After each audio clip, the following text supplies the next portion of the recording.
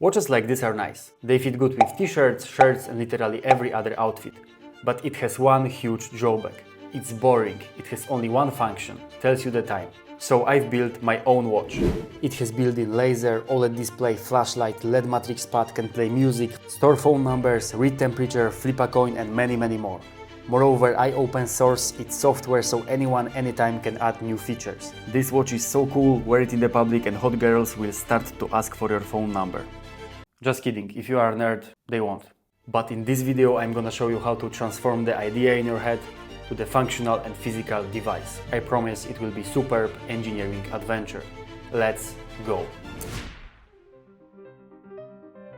I started with 4 primary assumptions. First of all, it has to be cool. It's hard to measure levels of coolness, but I assumed laser, music and 25 powerful LEDs will do the job. Second, interactivity. I think OLED display is necessary to create responsive and modern interface. Third, open for modification. I want to easily write and upload new features on the fly, preferably in Python. The last one, usefulness. Besides of cool parts, I love practical gadgets and I came up with things like flashlight, coin flipper, cell phone number storage and couple more. Step 1. Do some research about the hardware and buy the parts. For the brain I chose Waveshare RP2040 matrix board. It has built-in LED matrix with easy-to-use drivers, so it's perfect for some cool light effects. Moreover, it's fast, energy efficient and supports Python runtime. Besides that, I had to order display, buzzer, laser, some switches, pins and connectors. For the power source I will use a battery from an old vape to be more ecological and save $5. I almost forgot about boost converter, which will increase the voltage from the battery to get stable 5 volts to power the board and the laser. Actually, this midget is the most expensive part and costs around $9. 2 days later. The parts arrived, so step 2. Prepare prototype on the breadboard. Next one is super easy, just spend couple nights reading documentations, figuring out how to connect things without burning anything.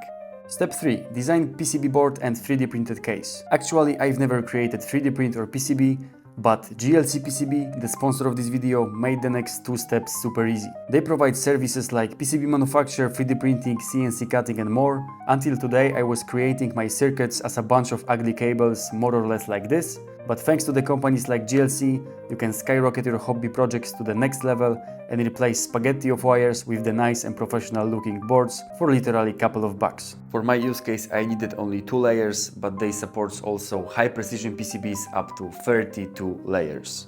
GLC offers worldwide shipping, custom orders and coupons for new customers. How to use it? Just check out the link in the description. Create the project, drag drop the file, choose desired configuration and that's basically it. But how actually I created these files? There is a lot of free softwares you can use. I chose EasyPCB for the board and Tinkercad for 3D prints. Workflow is quite simple, you just check parts based on their serial numbers. The library is huge, so there is 99% chance your part is already there. After placing all components and connections, second step is to place actual parts and paths. This software has auto routing function, you just have to make sure it didn't make any errors. Step 4. Waiting for the package, it's time to create the initial software for the watch. To be honest, I just wanted to create the prototype as simple as possible, so the quality of the code is not the best. I hope if you are watching this video a couple of weeks after publish, I motivate myself to clean and organize the code. But at least the structure itself is pretty neat. By the way, if you are programming chips from the Raspberry family, I highly recommend using a VS Code extension called MicroPico. PCB arrived, the code is more or less ready, now it's solder time.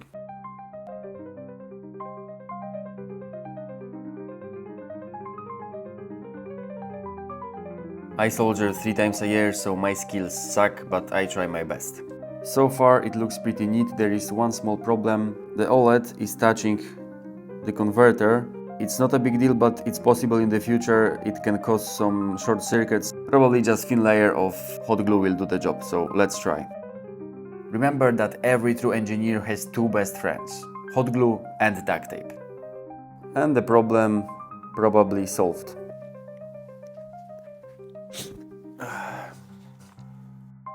Quick update, actually I've just burned everything, the board, the display. Rookie mistake, I soldered voltage converter upside down, or I should say upside up. Check this out.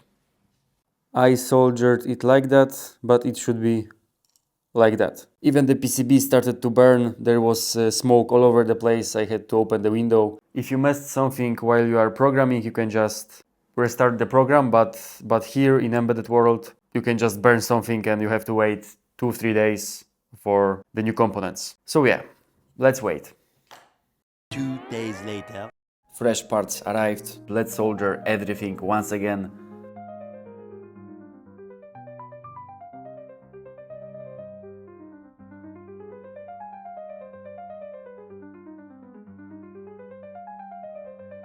Moment of truth, this time it works.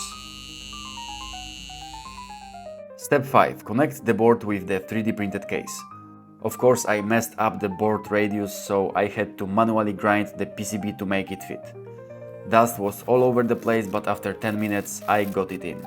Step 6. I bought 2 rubber wristbands and planned to make holes in the tray to connect them, but then I came up with a simpler idea.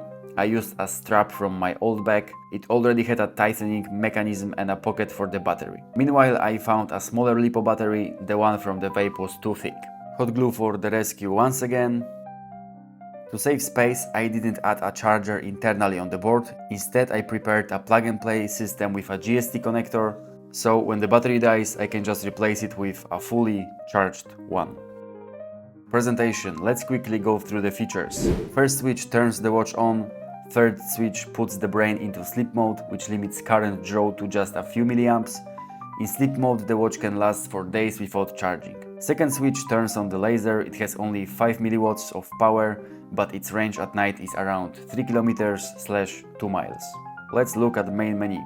By manipulating frequencies using a PWM signal with a buzzer, we can create pretty good imitations of real speakers. My favorite ones are Pirates of the Caribbean and Star Wars Imperial March. Unfortunately, I can't show them due to copyright reasons.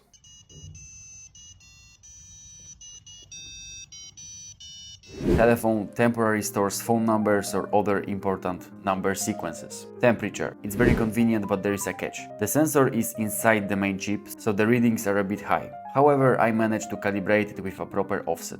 Matrix Pad. This is one of my favorite features. With NeoPixel, I can create infinite animations. So far I've made a plasma effect, which looks super cool in real life, less so on camera, and a bomb-style countdown animation. Of course it doesn't explode, but please don't use it at the airports. Coin Flipper, my friends and I are always making bets, so it's really useful. There is also settings section where, for example, I can turn off the sound effects. Future improvements. After assembling this version, I realized there is a lot to enhance. For example, front case. I thought going without a front case would look futuristic, but it doesn't. Exposed solder joints just look messy and are very vulnerable to water splashes. A transparent front cover would be a good solution. It's too big. I didn't pay much attention to that during the design phase, but with tighter components layout it could be easily 30% smaller. RTC. This version doesn't have a real-time clock chip, so I have to set the time after every boot. IoT support. With Wi-Fi or Bluetooth on board, it could be way more potential, for example, controlling lights in my room. If you want to see me build the next version of the watch with all these improvements and new features, let me know in the comments. That's it for today, thanks for watching, subscribe for more and hopefully see you soon.